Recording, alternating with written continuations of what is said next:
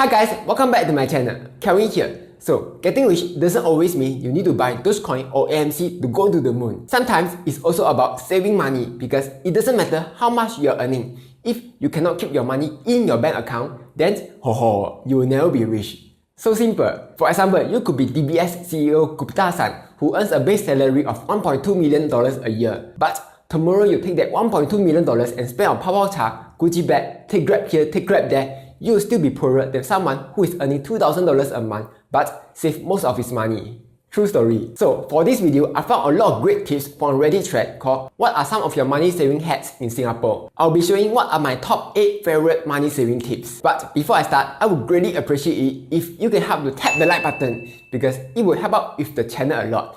In return, I will show you some authors holding hands. Alright, let's start right now. The first tip is Bring Water Everywhere by Seth Walker. This is super easy to do. All you need is a water bottle. If you don't want to look awkward carrying water bottles around, you can get those manly looking black water bottles for just $10. Or if you like Hello Kitty, you can get some Hello Kitty water bottles. Personally, I always bring my huge 2-liter water bottle when I go out. Good for training my tiny biceps too. So let's say you eat at a coffee shop every day and every time you drink Milo Peng, which costs $1.50. Over 1 month, you will easily be spending $45 on Milo Peng. Are you a champion yet? Maybe, maybe not. But you are actually spending a lot of money. You may think, "Che, $45 nia, no big deal lah." Not really let me show you. If you take the $45 and invest every month, over 40 years, with 10% annualized return, you will get $239,000, which is a lot of money. In other words, this cute Hello Kitty water bottle can actually make you what big. So, start bringing your water bottle out today. Second tip, restrict commuting to bus, MRT or walk as far as possible by Tester Xiong. He has a lot of money saving tips. Obviously, he's a man of culture as well. But my most favorite is taking public transport whenever you can. Singapore public transport is one of the best in the world. So much so, it was ranked first in a website called Far and Wide, beating other cities like London and Hong Kong. So, take public transport as much as possible to save money. Only take Grab if you're rushing for time because you will save so much money on travelling. Let's say you take the train from the west of Singapore where you need a passport all the way to the east to Changi Airport. It's only like $2. But if you take Grab during non-peak hours, it will already be $30. By taking public transport instead of taking Grab every day, you will be already saving a lot of money. An extra tip I have is, if you're constantly travelling to nearby areas near your house, consider getting a bicycle. It doesn't even need to be some expensive few $1,000s Brompton folding bike. You are not going for some national championship, yeah. You are just going to your nearby coffee shop to buy chai fan. So just a normal bike will do. Cycle around for 1 or 2 years and you will easily make back the money by saving on public transport. Third tip, not buying saving or financial plans from insurance company by Meta Kirby. A good example is ILP or investment linked policy. Just in case you are new and don't know what's ILP, basically it's like this. You got an insurance, you got an investment plan, you got an ILP. Either you are buying insurance intentionally or unintentionally at roadshows, you will come across agents trying to sell you ILP. My advice is, unless you know what you are doing, stay far away from ILP because it's super bad. Just Google about ILP and you will see all the horror stories. Here's why. ILP has a lot of fees. There's an entry charge, insurance and admin fee, fund level fees, additional fees, basically fees everywhere.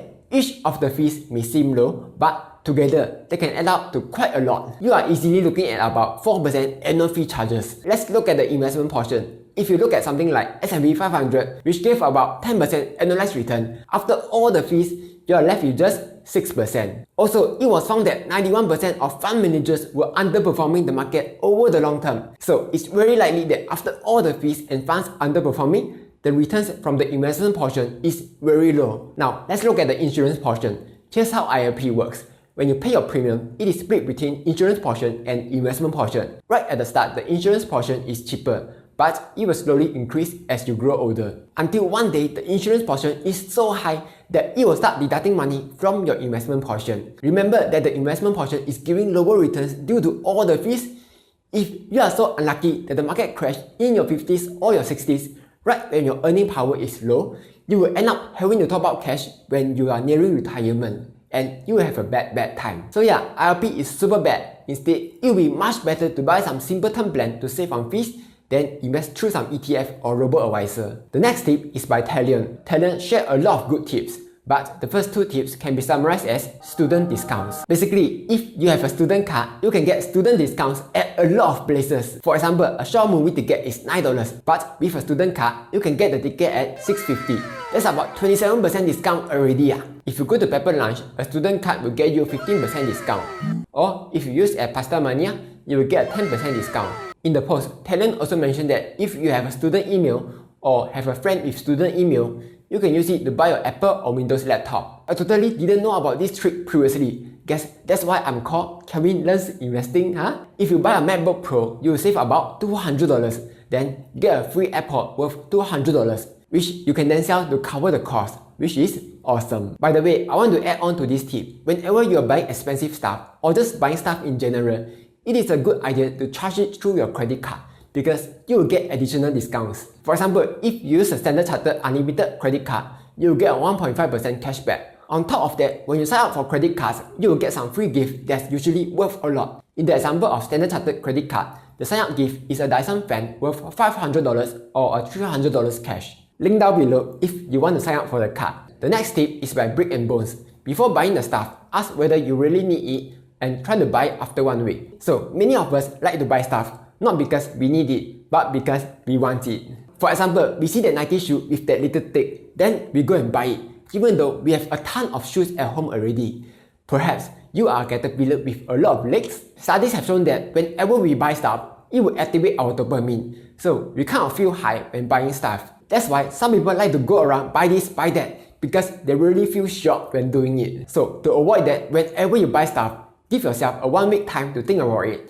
After 1 week, if you find that you still need the item, then only go and buy it. In the post, Brick and Bones also mentioned that sales doesn't mean that you are saving money. This is really true. Let's say you see some sale and be like, wow, this t-shirt got 40% sale leh. It means I saved $44 leh. No, you didn't save $44. You just spent $51 on a t-shirt. If you spend money on stuff that you don't need, it is still spending money unnecessarily, no matter how much is the discount. 6th tip, find a money-saving wife by Radian Yam 1285. This may seem like a joke, but it's actually not. When you marry your husband or your wife, you guys are basically in the same team for life haul. If you want to hot big, both of you will need to work together to hot big. Let's say you're super frugal, you bring water bottle around, take public transport every day, but your partner buys Chanel bag, branded shoe, want to eat expensive stuff every day. They say stuff like, my money is my money, your money is also my money, then all I can say is, all the best. But even if your partner is not financially savvy, all hope is not lost. It is totally possible to change their mind or brainwash them. For example, you could set good examples like not spending money on unnecessary stuff, only eat expensive food during special occasions. Also, there's a board game which I find super helpful to understand the importance of saving and investing. It's called Cash Flow by Robert Kiyosaki. Basically, the goal is to escape the rat race. To win the race, you need to buy assets so that the passive income is higher than the expense. All in all, finding a money-saving partner is a top-tier tip. The next tip is Learn to Cook by Funeral Cape. This is another very underrated money-saving tip. Let's say, if you go out eat at some restaurant, it will easily cost you $10 and above for one person. I usually cook on the weekends and I found that a typical meal will only cost me like $3 to $4. Sometimes I cook chicken with rice, sometimes chicken with soup, other times chicken with broccoli. But of course, it's not always chicken. I could cook fish also with chicken. If you don't know how to cook, just go to YouTube and learn. There are tons of recipes that you can find online. Most of them are super easy to do. Oh yeah, here's a pro tip. Instead of getting your groceries from supermarkets like NTUC or Sheng Siong, get it from wet markets. I realized that meat and veggies at the wet markets are so much fresher and a lot more cheaper. So learn to cook to save a lot of money. Or if you are lazy to do that, find a partner who is good at saving money and knows how to cook. That would be amazing. 8th tip is by Hentiu Lian. He has a lot of good tips, and by a lot, I mean really a lot. But my personal favorite is carousel free items. Can even try flipping it. So this was something I found a while back. Carousel actually has a free item section. You just scroll down a bit, then under Explore Carousel, you scroll right, then you will see it. And believe it or not, there are a lot of good usable stuff in this section. Stuff that people just give up for free. For example, you can find totally good furniture like tables, chairs, shelves, cabinets. They also have a tons of clothes, even baby toys. Personally, I've gotten this baby seat for free, which would have otherwise cost me a few $100s to buy. By the way, it's not only Carousel where you can get free stuff. There's an app called Oreo where you can get free food items or free stuff. There's also Facebook groups which give out free art stuff, baby stuff, and even plants stuff. And if you are thick-skinned enough, you can even get the items for free, then try reselling the items for a few dollars. Worst case, nobody wants the item and you can just give it out for free. Personally, I wouldn't bother because there are much better ways to earn money elsewhere. But if you are strapped for cash, I think it's a good way to earn money. Anyway, those were 8 of my favorite money saving tips. What other tips do you know of? Let me know down below. Like, share, and subscribe as I'll be posting new videos every Monday, Wednesday, and Friday.